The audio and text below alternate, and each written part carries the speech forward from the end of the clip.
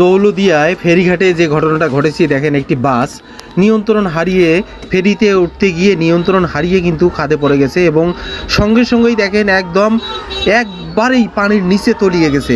আল্লাহ জানে এখানে কত যাত্রী ছিল এবং দেখতেই পাচ্ছেন একদিন দেখেন। আল্লাহ তুমি মাফ করো, আল্লাহ আল্লাহ সবাইকে তুমি উদ্ধার করো, আল্লাহ তুমি জীবিত অবস্থায় সবাইকে ফিরিয়ে দাও আল্লাহ।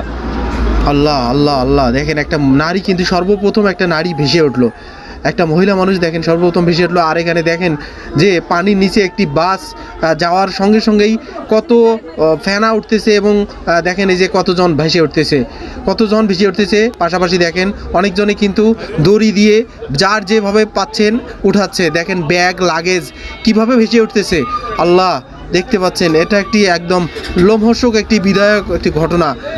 দেখেন কি অবস্থা, সবাইকে হেফাজত করুক আল্লাহ জানে। এখানে কত মায়ের বুক খালি হবে, একমাত্র আল্লাহ জানেন। একটি শিশু দেখেন সে ভেসে উঠছে, কিন্তু সে কত কষ্ট করে একটা দড়ি নিয়ে সে উপরে উঠলো।